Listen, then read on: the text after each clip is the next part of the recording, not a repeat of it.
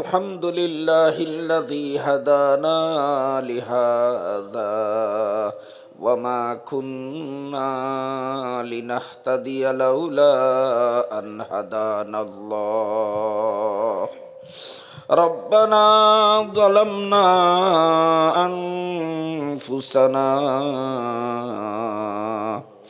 ربنا ظلمنا أنفسنا وإن لم تغفر لنا وترحمنا لنكونن من الخاسرين ربنا لا تزغ قلوبنا بعد إذ هديتنا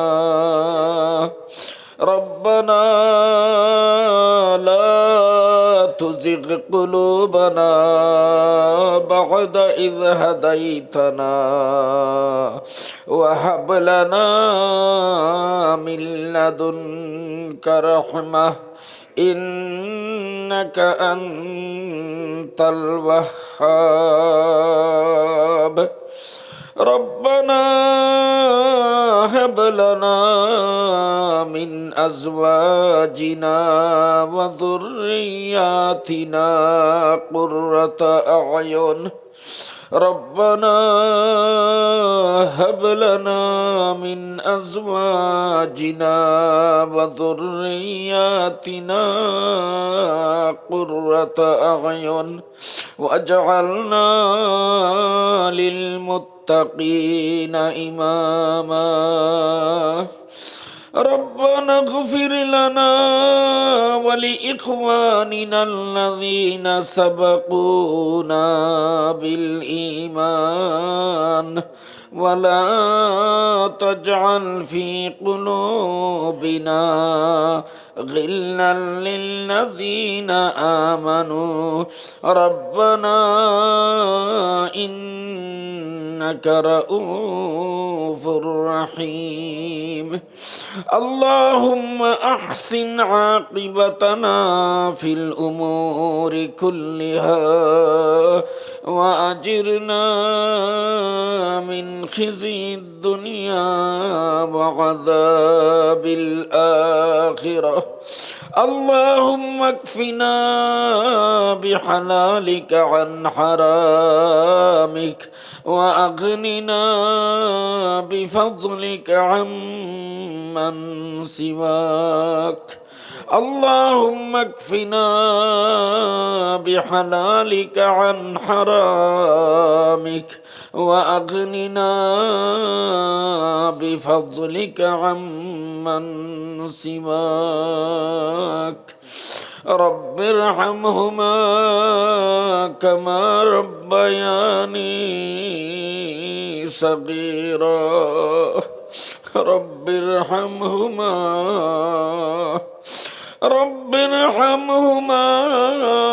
كما ربياني صغيرا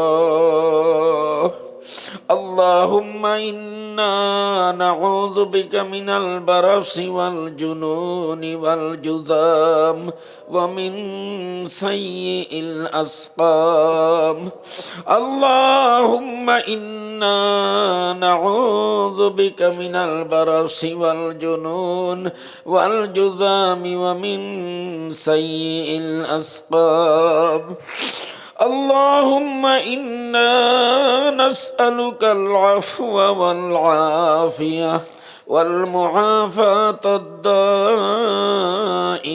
في الدين والدنيا والآخرة ربنا لا تجعلنا فتنة للقوم الظالمين ربنا لا تجعلنا فتنة للقوم الظالمين ونجنا برحمتك من القوم الكافرين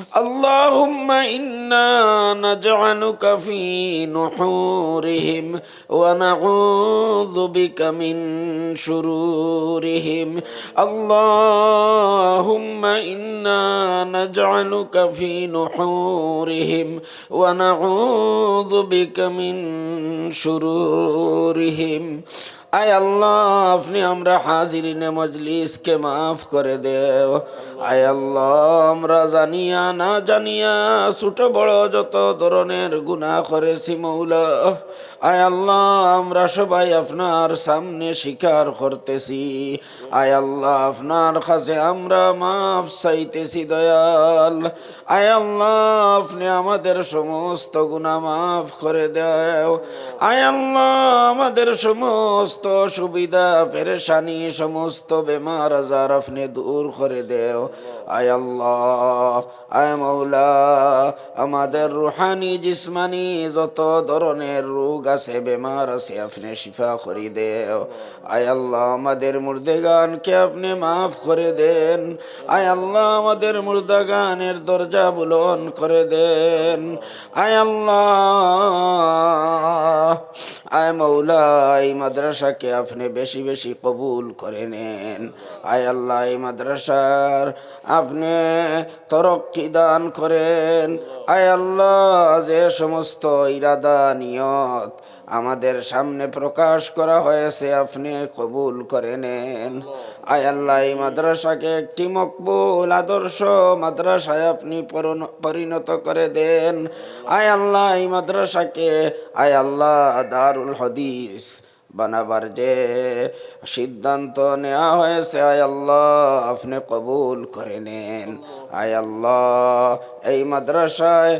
যে সমস্ত উলামায়ে কেরাম শিক্ষা দান করতেছেন যে সমস্ত ছাত্ররা পড়তেছেন যে সমস্ত পাবলিক যে সমস্ত মুসলমান সাহায্য করতেছেন আপনি সবাইকে কবুল করে নেন আয় আল্লাহ আপনি তাদেরকে দুনিয়া আখিরাতে আপনার বিশেষ সাহায্য দান করেন আয় আল্লাহ আপনি তাদেরকে দুনিয়া আখিরাতে সাহায্য করেন আয় আল্লাহ আমাদের পক্ষ থেকে অসংখ্য দুরুদ সালাম নবীজির কাছে পৌঁছিয়ে দেন আয় আল্লাহ আপনার হাবিব আপনার কাছে যত মঙ্গল কামনা করেছেন আমরাও আপনার কাছে কামনা করতেছি আয় আল্লাহ আমাদেরকে দান করেন আয় আল্লাহ আপনার হাবিব যে সমস্ত বুরাই থেকে আপনার কাছে ফানা চেয়েছিলেন আমরাও আপনার কাছে ফানা চাইছি মৌলা আয় আল্লাহ আপনি আমাদেরকেও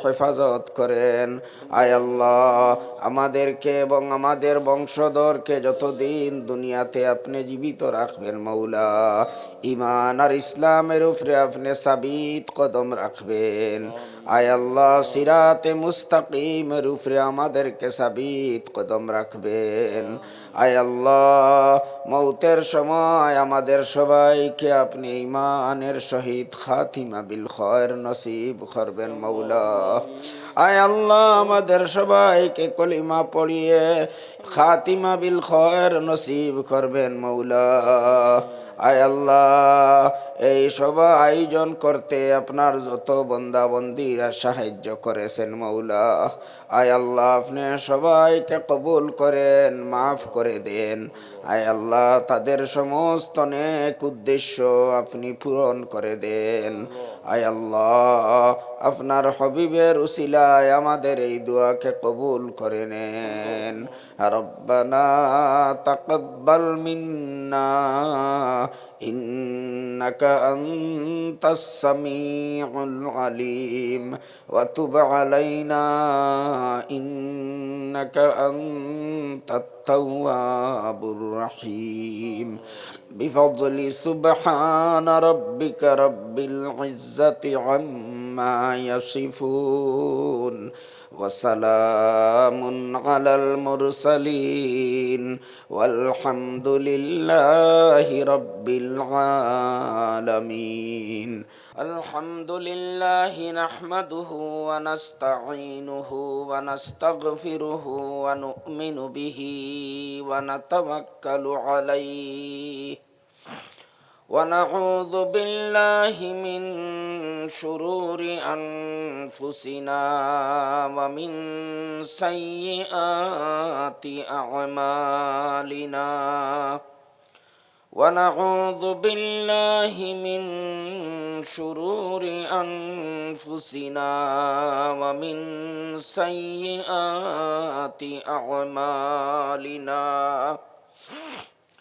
من يهده الله فلا مضل له ومن يضلله فلا هادي له ونشهد أن لا إله إلا الله وحده لا شريك له ونشهد أن سيدنا ونبينا وحبيبنا ومولانا محمدا عبده ورسوله أرسله بالحق بشيرا ونذيرا وداعيا إلى الله بإذنه وسراجا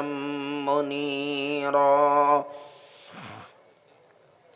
صلى الله تعالى عليه وعلى آله وصحبه وبارك وسلم تسليما كثيرا كثيرا أما بعد فأعوذ بالله من الشيطان الرجيم بسم الله الرحمن الرحيم واعتصموا بحبل الله جميعا ولا تفرقوا وقال تعالى وقال الرسول يا رب إن قوم اتخذوا هذا القرآن مهجورا وعن عبد الله بن عمرو رضي الله تعالى عنهما قال قال رسول الله صلى الله عليه وسلم من قام بعشر آيات لم يكتب من الغافلين ومن قام ب100 آية كتب من القانتين ومن قام ب1000 آية كتب من المقنطرين وعن معاذ الجهني رضي الله تعالى عنه قال قال رسول الله صلى الله عليه وسلم من قرأ القرآن وعمل بما فيه ألبس والداه تاجا يوم القيامة ضوءه أحسن من ضوء الشمس في بيوت الدنيا لو كانت فيكم فما ظنكم بالذي عمل بهذا اللهم صل على سيدنا ومولانا محمد وعلى آل سيدنا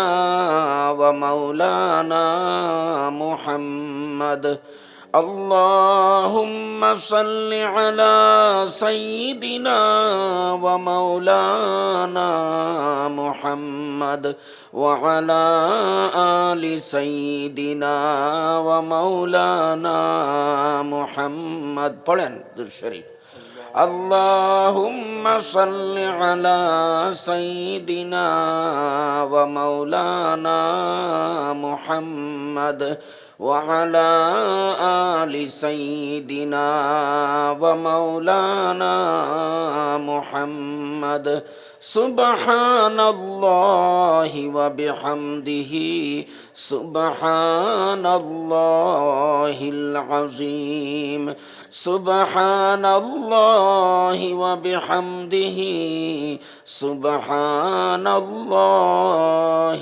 العظيم سبحان الله وبحمده سبحان الله العظيم أستغفر الله إن الله غفور رحيم أستغفر الله إن الله غفور رحيم أستغفر الله إن الله غفور رحيم سبحانك لا علم لنا إلا ما علمتنا إنك أنت العليم الحكيم আজকের এই মুবারক সভার মহামান্য সভাপতি সাহেব, মুআজ্জাজ উলামায়ে কেরাম, মাননীয় মুরব্বী সাহেবান, আমার যুবক ভাই বন্ধুগণ এবং আমার পর্দানিশী মা ও বোনেরা, আলহামদুলিল্লাহ, অত্যন্ত খুশির কথা, এই অঞ্চলের মুসলমানদেরকে আল্লাহ তাআলা তৌফিক দিয়েছেন কোরআনে পাকের শিক্ষার একটি প্রতিষ্ঠান নির্মাণ করে কোরআনে পাকের খিদমত সুন্দরভাবে করতেছেন। এই বছর বাৎসরিক সভার আয়োজন করে 3 জন ছাত্রকে দস্তারবন্দিও করার আল্লাহ পাক সুযোগ দিয়েছেন। তাই আল্লাহ তাআলার শুকরিয়া আদায় করা আমাদের কর্তব্য, আলহামদুলিল্লাহ। বড় বড় বক্তাগণ এবং উলামায়ে কেরাম আপনাদের সামনে মূল্যবান বক্তব্য রেখে গিয়েছেন। এখন রাতও কিছু বেশি হয়ে গিয়েছে, শীতও বেড়ে গিয়েছে, আপনাদের কষ্ট হইতেছে, অনেকে খানাও খাননি। তাই আমি দীর্ঘ আলোচনা করব না, সংক্ষেপেই আপনাদের সামনে সামান্য আলোচনা করার চেষ্টা করব। আমার বন্ধুগণ, মুরব্বী সাহেবান, কোরআনে পাক আল্লাহর বাণী, আল্লাহর কালাম, ইহাতে কোনো সন্দেহ নাই। আর এর প্রমাণ অসংখ্য আমাদের কাছে আছে।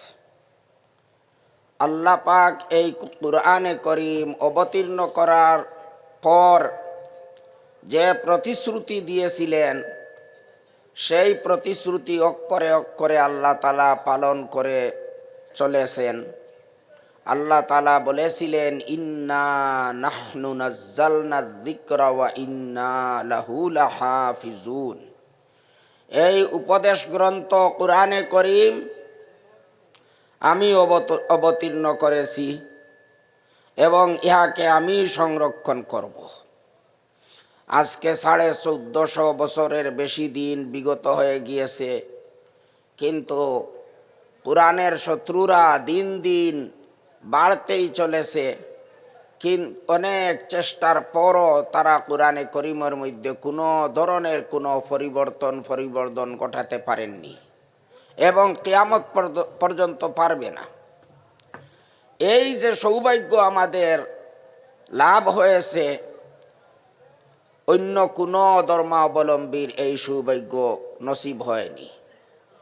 আমরা এর জন্য আল্লাহ তাআলার যতই প্রশংসা করি, শুকরিয়া আদায় করি, কম হবে।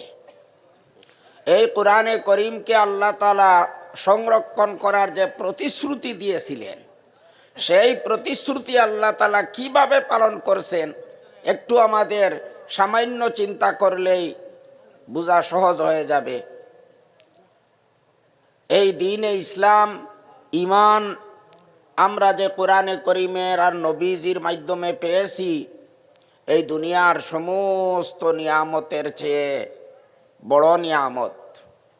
আসমান জমিনে আমাদের মাথা থেকে পাও পর্যন্ত আল্লাহ পাকের অসংখ্য নিয়ামত, অগণিত অবদান আমাদের উপর আল্লাহ তাআলার বৃষ্টির মতো বর্ষিত হচ্ছে। কিন্তু এই সমস্ত নিয়ামতের মধ্যে সর্ববৃহৎ নিয়ামত কোরআন, ঈমান আল্লাহ পাক আমাদেরকে দান করেছেন। এবং এই ঈমান আমরা পেয়েছি নবীজির মাধ্যমে, আল্লাহ পাকের এই কালামের উসিলায়। সুতরাং এই কোরআনে করিম আল্লাহর যে বাণী আমাদের কাছে, এই সম্পদ আল্লাহ তাআলা একমাত্র মুসলমানদেরকে দিয়েছেন। আসলে কোরআনে করিম আল্লাহ তাআলা মুসলমানদের জন্য, শুধু মুসলমানদের জন্য নাজিল করেননি, বিশ্ববাসী মানব জাতির জন্য আল্লাহ তাআলা নাজিল করেছেন এবং জিন জাতির জন্য। কিন্তু অনেক মানুষ ইহাকে কবুল করেননি। আমরা আলহামদুলিল্লাহ কবুল করেছি, তাই আমাদের সৌভাগ্য। এবং অন্যান্য অনেক ধর্মাবলম্বীরা নিজের নিজের ধর্ম নিয়ে গৌরব করে, বড়াই করে, কিন্তু তাদের ধর্মগ্রন্থ তাদের কাছে অবিকৃত হিসাবে বর্তমানে নেই। সেই কথা তারা নিজেও মানে, নিজেও সেই কথা স্বীকার করে।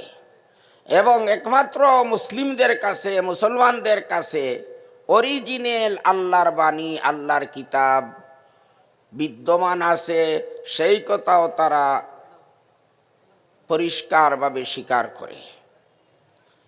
এই যে নিয়ামত আমরা পেয়েছি, আর এই যে কোরআনে করিম আমাদের কাছে হুবাহু যেভাবে আল্লাহ তাআলা নাজিল করেছিলেন সেইভাবেই আছে, তার পিছনে সব থেকে বড় অবদান হুফাজে কেরাম এবং উলামায়ে কেরামের। হাফিজগণ তাদের সিনার মধ্যে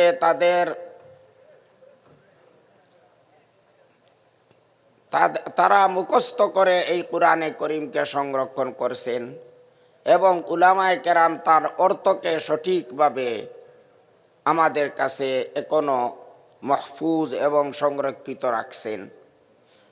তাই প্রথমে অবদান হাফিজগণের, 2 নম্বরে উলামায়ে কেরামের অবদান। উলামায়ে কেরামগণ ভালোভাবে জানেন কোরআন 2 জিনিসের নাম, লফজ এবং মানা, অর্থাৎ শব্দ এবং অর্থ। এই 2 জিনিসের সমন্বয়ে কোরআন। কোরআনের লফজ এবং শব্দ আল্লাহ তাআলা। 10 মিনিট সময় বসেন, হুজুর দোয়াটা লয়ে যান ইনশাআল্লাহ। 10 মিনিট সময় বসেন, এরকম ব্যক্তি আমরা পাইবো না। ইনশাআল্লাহ আপনারা যাবেন না, একটু আগে আসে যান, মসজিদ হয় ফাঁকা ফাঁকা হয়ে গেছে, কষ্ট করে আসিয়া যান। হুজুরে দোয়া করব, একটু আগে এসে পড়ুন। বহুত বুজুর্গ ব্যক্তি, যে বাসকান্দি মাদ্রাসা আমরা সবাই জানি আর চিনি, ওই মাদ্রাসার যে বুখারি, আউয়াল বুখারি পড়ান, বহুত কামিল মানুষ। জি, আর মাদ্রাসার ছাত্ররা যে যেখানে আসো, তোমরা জলদি করে 2 মিনিটের ভিতরে সবার স্থলের মধ্যে আসিয়া যাও। মাদ্রাসার ছাত্র যারা আসো, যেখানে আসো, ইনশাল্লাহ সবার স্থলের মধ্যে আসিয়া যাও। বাহিরে ঘোরাফিরে না, ডাইরেক্ট সবার স্থলের মধ্যে আসো। মাদ্রাসার ছাত্র যারা যেখানে আসো, সবার স্থলের মধ্যে আসিয়া যাও। হুজুর দোয়া করবে, আমরা সবাই ইনশাল্লাহ দোয়াত শামিল থাকি। যারা রাস্তায় আছি ইনশাল্লাহ তারাও, সবার কাছে অনুরোধ, সবার স্থলের মধ্যে আসিয়া যাইতাম।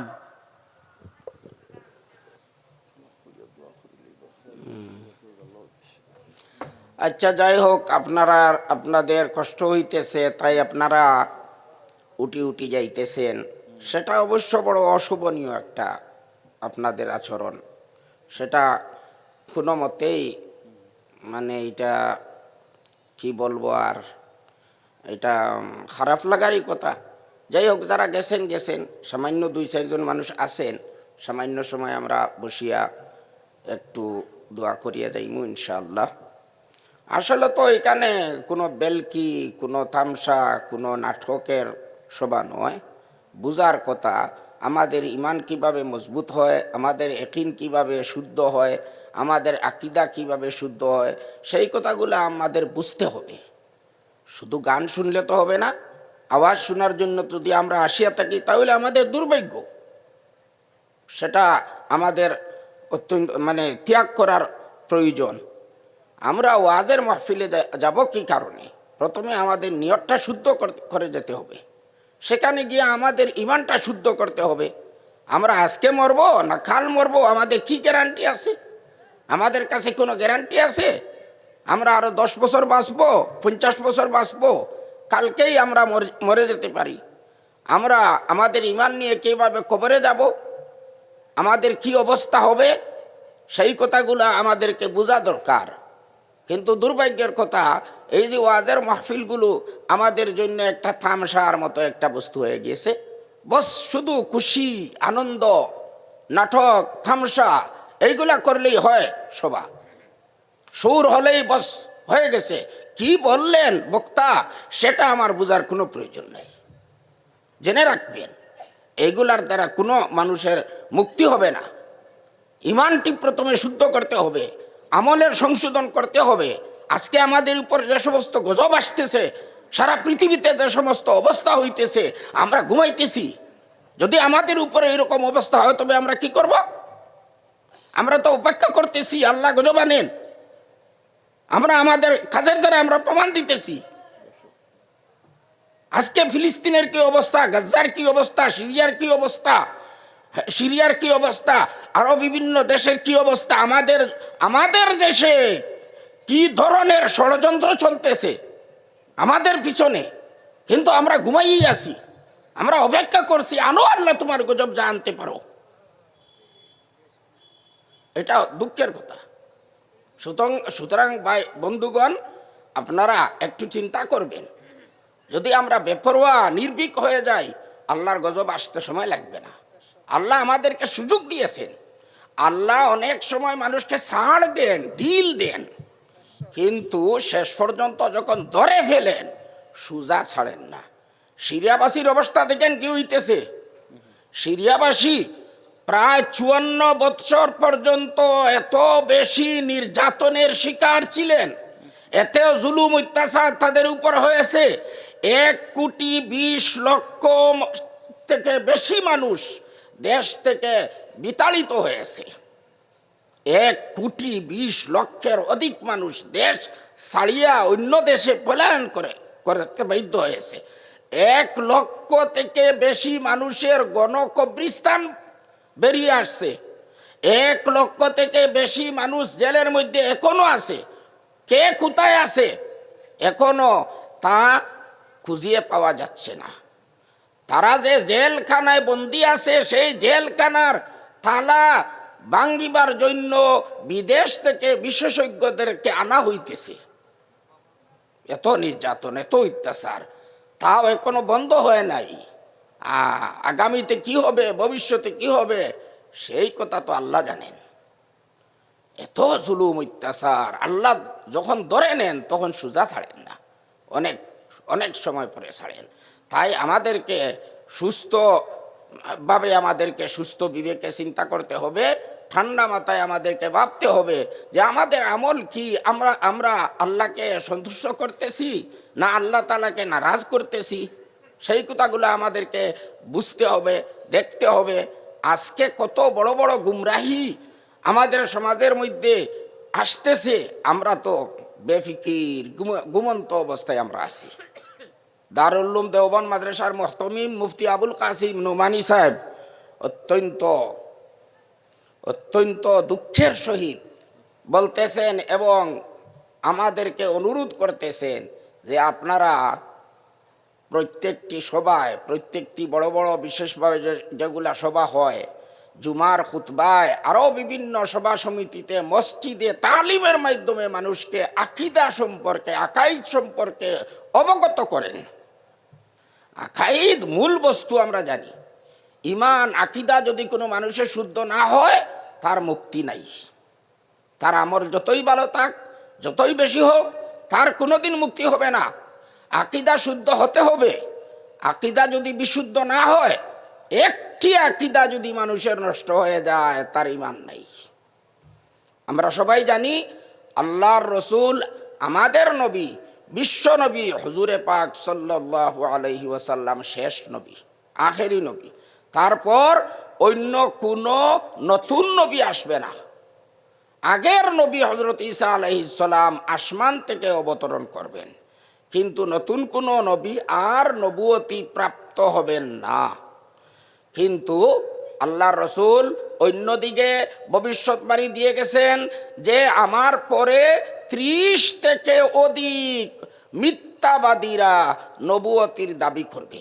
তারা বলবে আমিও নবী, আমিও একজন নবী। আপনারা সবাই অবগত আছেন, ইংরেজের তৈরি করা একজন নবী গোলাম আহমদ কাদিয়ানী ছিল। ইংরেজরা যখন দেখলো ভারতের মুসলমানরা হযরত শাহ আব্দুল আজিজ মুহাদ্দিসে দেহলভী রহমতুল্লাহ আলাইহির যুদ্ধ ঘোষণার কারণে সমস্ত ভারতের মুসলমানরা উলামায়ে কেরামগণ একমত হয়েছিলেন যে ইংরেজের বিরুদ্ধে আমাদেরকে যুদ্ধ করতে হবে। এই যুদ্ধ আমাদের উপর ফরজ হয়ে গিয়েছে। যেভাবে নামাজ পড়া ফরজ, সেইভাবে ইংরেজের বিরুদ্ধে যুদ্ধ করাও মুসলমানদের জন্য ফরজ। সমস্ত উলামায়ে কেরাম এবং মুসলমানগণ যখন একমত হইয়াছিলেন, তখন ইংরেজরা কি ষড়যন্ত্র করেছিল? পাঞ্জাবের কাদিয়ান একটি জায়গার নাম, সেই জায়গার একজন মানুষ গোলাম আহমদ কাদিয়ানীকে নবী বলে তারা প্রচার করা আরম্ভ করলো এবং সে নবী ঘোষণা করলো, নবুয়তি দাবি করলো। তারপর অবশ্য তার সঙ্গে অনেক মুনাজারা বিতর্ক হয়েছে। উলামায়ে কেরাম তার সঙ্গে বিতর্ক করে তাকে ডিফিটও দিয়েছেন এবং শেষ পর্যন্ত ল্যাট্রিনের ঘরে আর পায়খানার ঘরে গিয়া কলেরা রোগে আক্রান্ত হয়ে তার মৃত্যু হয়েছিল। কিন্তু তার চেলারা এখনো আছে, গোপনে তারা তার ধর্ম প্রচার করতে আছে। এবং যে ইংরেজ তাকে তৈরি করেছিল, সেই ইংরেজ এখনো তাকে কুলে বসিয়ে আছে লন্ডনে, তাদের মরকজ। সেখান থেকে উন্নত ধরনের ইন্টারনেটের মাধ্যমে সারা বিশ্বে তাদের এই মিথ্যা ধর্ম প্রচার করতে আছে। আমাদের অনেক সরলমনা অশিক্ষিত মুসলমানরা তাদের শিকার হইতেছে। আমাদের সৌভাগ্য, আমাদের আসামে বিশেষভাবে নোয়াগাঁও, কাছাড়, করিমগঞ্জ, হাইলাকান্দি এই কয়েকটি জেলাতে উলামায়ে কেরাম এবং মাদারিস বেশি থাকায় আমাদের অঞ্চলের মানুষরা অবশ্য অনেক নিরাপদে আছে। কিন্তু আমাদেরকে ঘুমিয়ে পড়লে হবে না। তারা আমাদের সরল মুসলমানদেরকে, অশিক্ষিত মুসলমানদেরকে তারা স্বীকার করার চেষ্টা করছে। নতুন নতুন অনেক ফিতনা মাথা ছাড়া দিয়ে উঠতে আছে। বর্তমানে যে ফিতনা মাথা ছাড়িয়ে দিয়ে উঠছে, যার জন্য উলামায়ে কেরামগণ হিমশিম খেয়ে গেছেন, সেটা হলো শকিল ইবনে হানিফের ফিতনা। আপনারা আশ্চর্য হবেন শুনলে, দারুল উলুম দেওবন্দ মাদ্রাসার শেখুল হাদিস মৌলানা নসির আহমদ খান সাহেব রহমতুল্লাহ আলাইহির একজন নাতি এই ফিতনার শিকার হয়ে গিয়েছে। মুম্বাইতে থাকে, সেও এই শকিলি ফিতনার শিকার হয়ে তাদের মুবল্লিগ হয়ে গিয়েছে, তাদের ধর্ম প্রচার করতেছে। শকিল ইবনে হানিফ এবং তার অনুসারীদের ব্যাপারে দেওবন্দ মাদ্রাসার সমস্ত মুফতিয়ানে কেরামের একমত, তারা কাফির, তারা ইসলাম হইতে বহিষ্কৃত। এবং তারা এইভাবে গোপনে আপনার সামনে, আপনার কাছে যাবে, গিয়া বলবে মুসলমানদের বড় অবস্থা খারাপ, সারা বিশ্বে মুসলমানরা লাঞ্ছিত এবং বঞ্চিত হচ্ছে, আমাদের দেশেও মুসলমানদের অবস্থা বড় খারাপ হচ্ছে, বা এই কী করব। তারপর সে বলবে, আচ্ছা বেশি চিন্তা করার দরকার নেই, আলহামদুলিল্লাহ আল্লাহ রসুল ভবিষ্যৎবাণী দিয়ে গেছেন যে হজরত মেহেদি আসবেন, হজরত ঈসা আলাইহিস সালাম অবতীর্ণ হবেন এবং এই সমস্ত জুলুম অত্যাচার বন্ধ করবেন এবং মুসলমানদের বিজয় হবে। একদিন এই পর্যন্ত নসিহত করে চলে যাবে। অন্যদিন আসবে, আসিয়া বলবে, ভাই আলহামদুলিল্লাহ মেহেদি তো এসে গেছেন, আপনি জানেন না মেহেদি এসে গেছেন, আমি নিজে মুলাকাত করে এসেছি, আমি তার কাছে বয়াত করে নিয়েছি, আপনি যদি ইচ্ছা করেন আপনাকেও মোলাকাত করিয়ে দেব আর আপনাকেও বয়াত করিয়ে নিব। এইভাবে আস্তে আস্তে ধীরে ধীরে মানুষের মনকে ভালো মতে দুলাই করে মানুষের মনের মধ্যে এই যে ফিতনার কথাগুলা একদম গেড়ে ফেলে, আর তারপর এই যে ব্যক্তিকে ভালো মতে বুঝাইয়া দিব তারাই নিজে প্রচারের মধ্যে নেমে পড়ে। স্কুল কলেজ ইউনিভার্সিটির ছাত্র হাফিজ, আপনার এই মসজিদের ইমাম সাহেবরা পর্যন্ত এইভাবে তাদের ফিতনার শিকার হইতেছে। সুতরাং আমরা সবাইকে সতর্ক করে দিতেছি এবং উলামায়ে কেরামগণকে সতর্ক থাকার জন্য অনুরোধ করছি, যাতে মাদ্রাসায় আপনারা এই ব্যাপারে ছাত্রদেরকেও সজাগ রাখবেন, সচেতন করবেন। এই ব্যাপারে আলহামদুলিল্লাহ নতুন কিতাবও বাহির হইতেছে এবং আমরা যদি সংক্ষেপে এই কথাগুলা মানুষের কাছে বলে দেই, দেখো ইমাম মেহেদি কাকে বলে? ইমাম মেহেদির নাম মোহাম্মদ, তার বাবার নাম আব্দুল্লাহ, তার জন্মভূমি, তার দেশ মদিনা শরীফ। তিনি থাকবেন আরবে, তিনি ভারতে আসার কথাই নাই।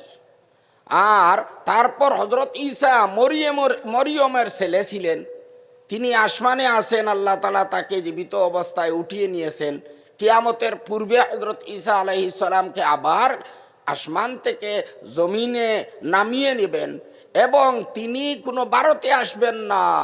এই যে সিরিয়া, শাম দেশ যেটা সিরিয়ার রাজধানী দামাস্কাস, দিমিস্ক যেটাকে বলা হয়, সেই দিমিস্কে তিনি একটি মিনারার মধ্যে, মসজিদের মিনারা, বড় মসজিদের মিনারায় তিনি অবতীর্ণ হবেন। ভারতের পাঞ্জাবে কই ঈসা আসবেন?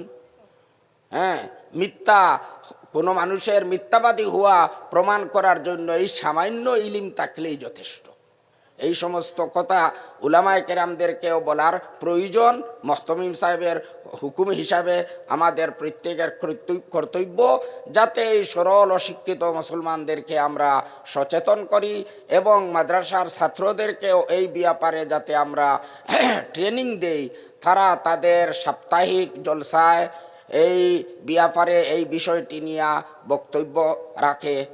আর জুমার ৬০ সপ্তাহের মধ্যে কমপক্ষে ১ সপ্তাহে আকাইদ সম্পর্কে আমাদের আলোচনা করা দরকার। আর শুধু কাদিয়ানি নয়, শুধু শকিলি নয়, আরও বিভিন্ন ধরনের গুমরা ফিরকা, গুমরা দল আছে যারা গোপনে গোপনে মুসলমানদেরকে বিভ্রান্ত করার চেষ্টা করছে। অনেকে বলে আমরা আহলে কুরআন, আমরা হাদিস মানি না। এতদিন তো আপনারা শুনতেছিলেন যে আমরা আহলে হাদিস, আমরা ইমাম মানি না। এখন আরো একদল বেরিয়ে আসছে, তারা কয় আমরা আহলে কুরআন, আমরা হাদিস মানি না। এই মিথ্যাবাদীরা কই কুরআন মানে? কুরআন তো লফজের নাম, হাদিস তো কুরআনের অর্থ। কুরআন মানা, হাদিস মানা ছাড়া কুরআন মানা সম্ভব নয়।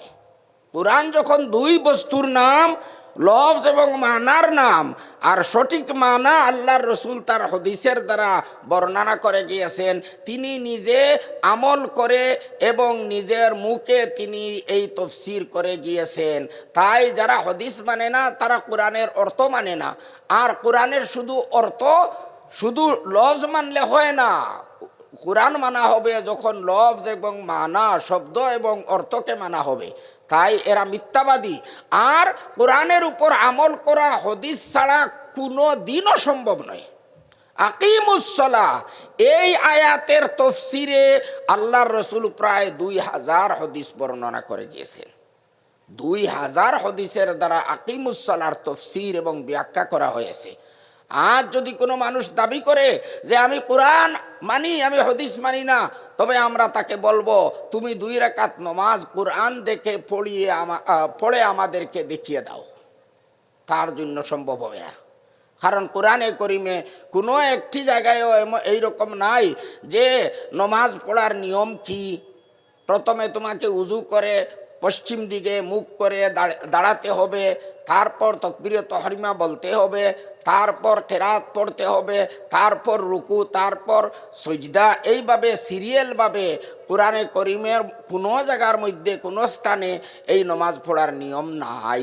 তাই হাদিস ছাড়া কোরআন মানা সম্ভব নয়।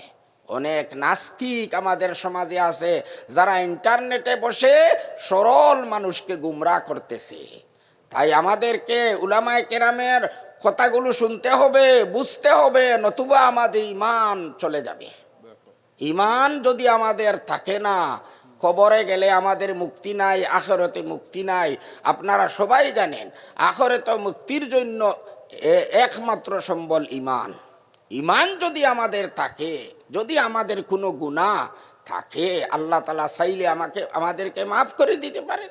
কিন্তু ঈমান না থাকলে কোনো দিন মুক্তি নাই, মাফ নাই, দুজক হইতে আপনি বাহির হইতে পারবেন না, কোনো দিন না।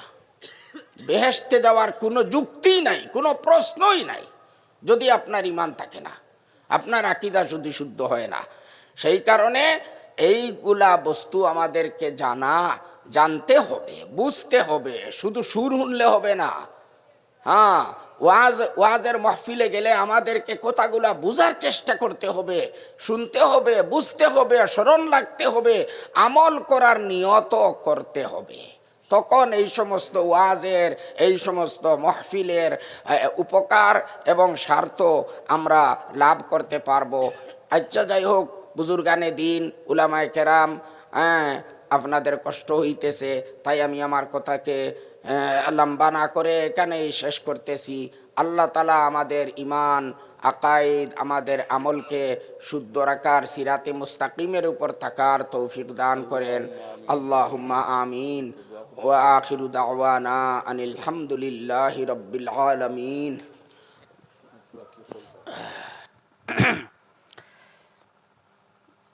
মুআজ্জাজ আমাদের শেখ হুজুর, ওনার কাছে আমরা আবদার হলো, আমাদের এই পিছপড়া অঞ্চল, আমাদের এই মাদ্রাসা কাসিমুল উলুম প্রাইমারি মহারজান ইসলামিয়া মাদ্রাসা, আমাদের এই মাদ্রাসার মধ্যে হিফজ শাখার সাথে সাথে আমাদের ফার্সিয়াওয়াল পর্যন্ত ক্লাস আছে। তাই ইনশাআল্লাহ আইন্দা রমজানের পরের থেকেই আপনার নিকটে বসা মাওলানা আমাদের আব্দুল মজিদ কাসিমি সাহেব, ওনার পরামর্শেই আমরা এখানে দরা হাদিস পর্যন্ত খোলার এক চেষ্টা নিয়েছি, যেখানে থাকবে 7 বছর কোর্স। সেই কোর্সের মধ্যে থাকবে মেট্রিক পর্যন্ত পড়া, লগে কারি হিসেবে থাকবে। আমরা এই 7 বছর অভিজ্ঞ দৌরা হাদিস পর্যন্ত, তারপর মেট্রিক আর কারি, তিনোটা বস্তু যেন 7 বছরের মধ্যে কমপ্লিট হয়, সেই একটা আব্দুল মজিদ হুজুর সাহেবের পরামর্শই আমরা এই কাজের মধ্যে ইনশাল্লাহ কদম রাখছি।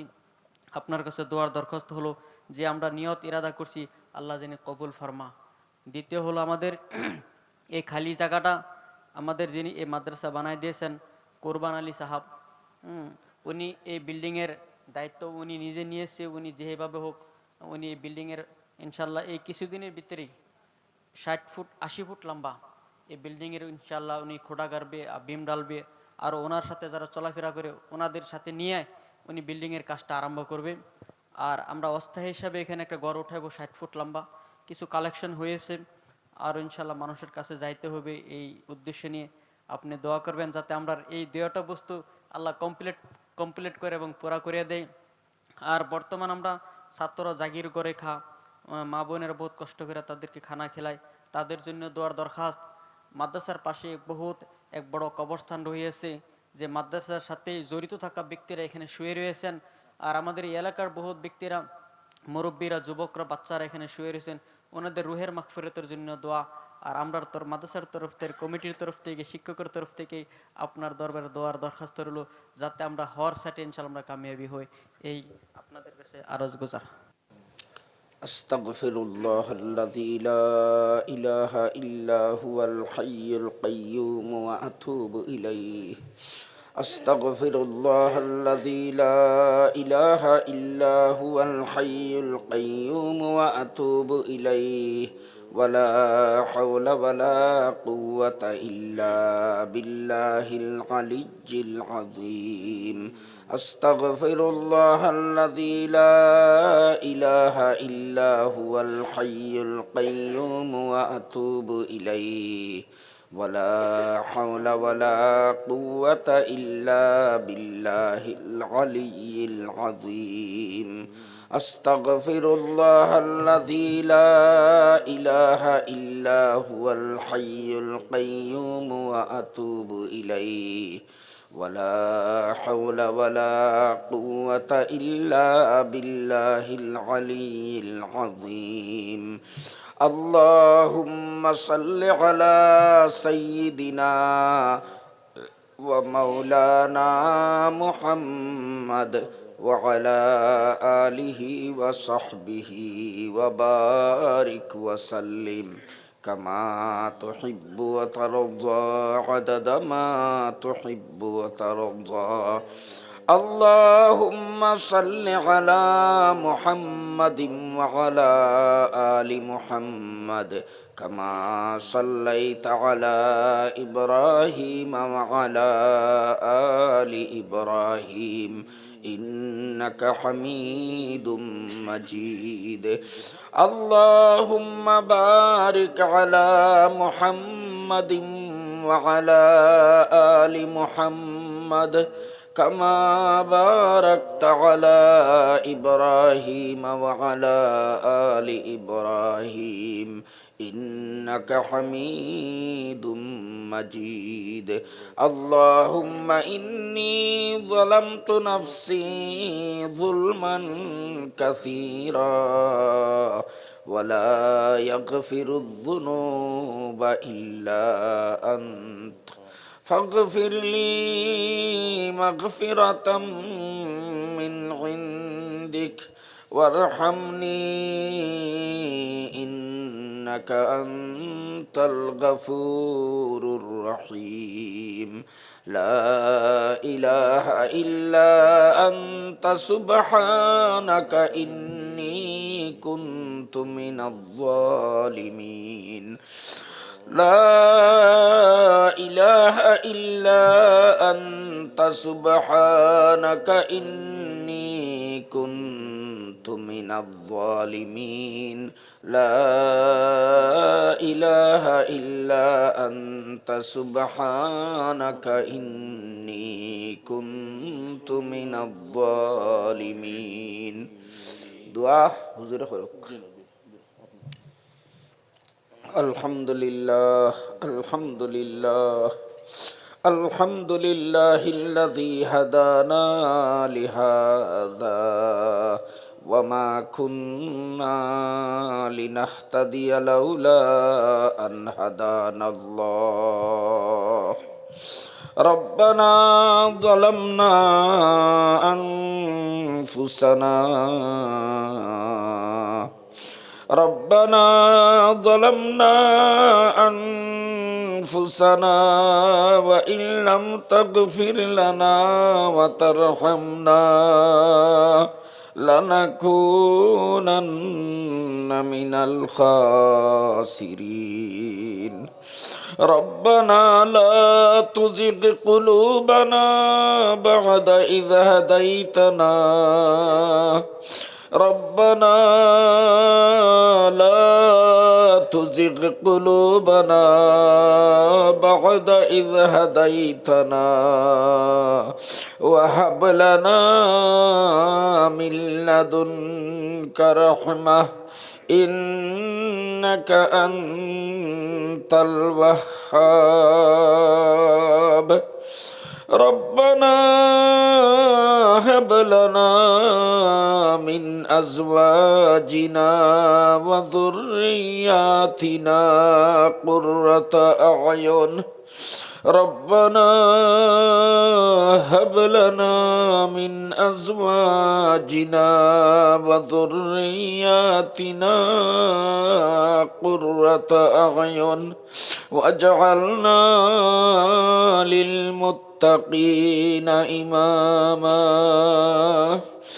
ربنا اغفر لنا ولإخواننا الذين سبقونا بالإيمان ولا تجعل في قلوبنا غلا للذين آمنوا ربنا إنك رؤوف رحيم اللهم أحسن عاقبتنا في الأمور كلها وأجرنا من خزي الدنيا وعذاب الآخرة اللهم اكفنا بحلالك عن حرامك وأغننا بفضلك عمن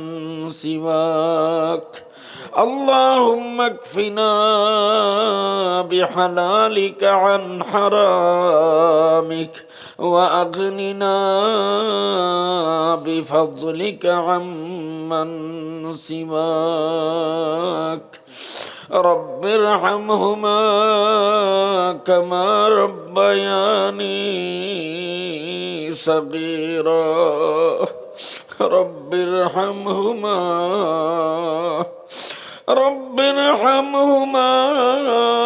كما ربياني صغيرا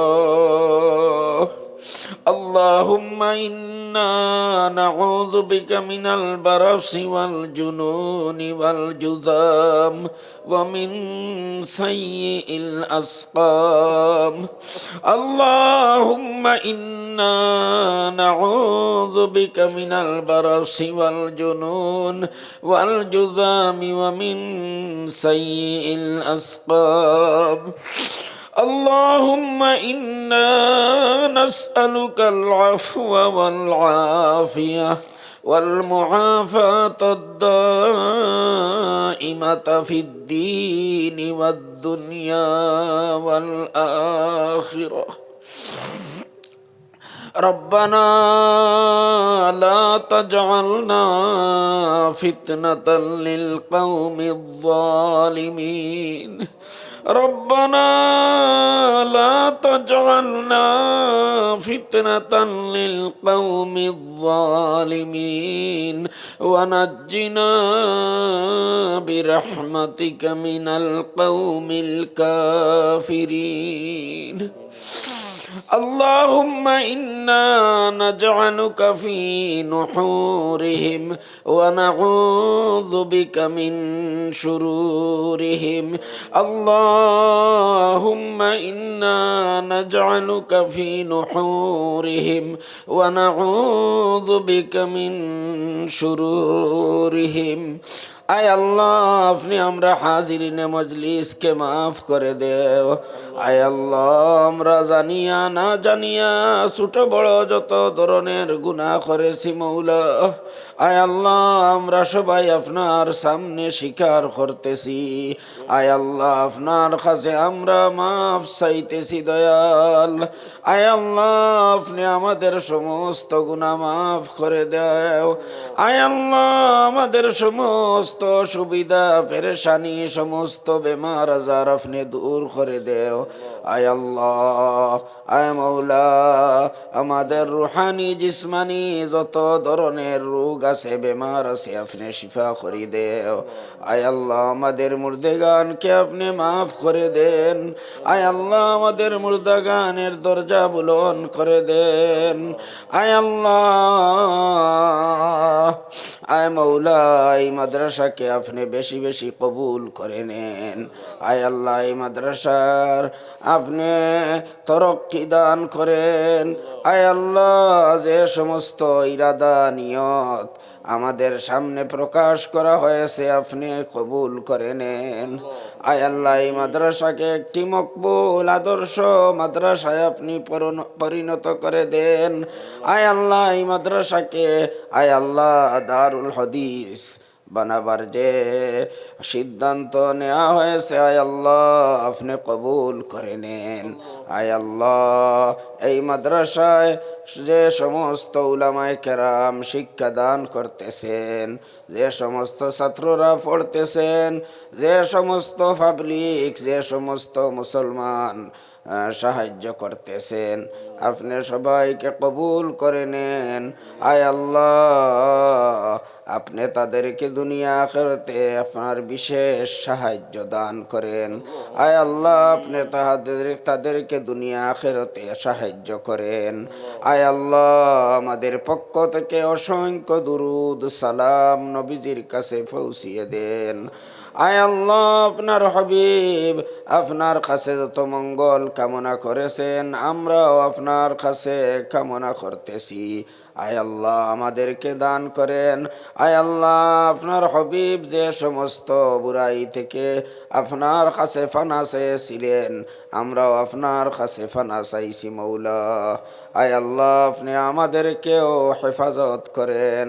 আয় আল্লাহ আমাদেরকে এবং আমাদের বংশধরকে যতদিন দুনিয়াতে আপনি জীবিত রাখবেন মৌলা, ইমান আর ইসলামের উপরে আপনি সাবিত কদম রাখবেন। আয় আল্লাহ সিরাতে মুস্তাকিমের উপরে আমাদেরকে সাবিত কদম রাখবেন। আয় আল্লাহ মৌতের সময় আমাদের সবাইকে আপনি ইমানের সহিত খাতিমা বিল খয়র নসিব করবেন মৌলা। আয় আল্লাহ আমাদের সবাইকে কলিমা পড়িয়ে খাতিমা বিল খয়র নসিব করবেন মৌলা। আয় আল্লাহ এই সভা আয়োজন করতে আপনার যত বন্দা বন্দীরা সাহায্য করেছেন মৌলা, আয় আল্লাহ আপনি সবাইকে কবুল করেন, মাফ করে দেন। আয় আল্লাহ তাদের সমস্ত নেক উদ্দেশ্য আপনি পূরণ করে দেন। আয় আল্লাহ আপনার হবিবের উসিলায় আমাদের এই দোয়াকে কবুল করে নেন। রব্বানা তাকাব্বাল মিন্না ইন্নাকা আনতাস সামিউল আলিম ওয়া তুব আলাইনা ইন্নাকা আনতাত তাওয়াবুর রহিম। বিফضলি সুবহানা রাব্বিকা রাব্বিল ইজ্জাতি আম্মা ইয়াসিফুন ওয়া সালামুন আলাল মুরসালিন ওয়ালহামদুলিল্লাহি রাব্বিল আলামিন। আমিন বিরহমাতিকা ইয়া আরহামার রাহিমিন। ওয়া সাল্লাল্লাহু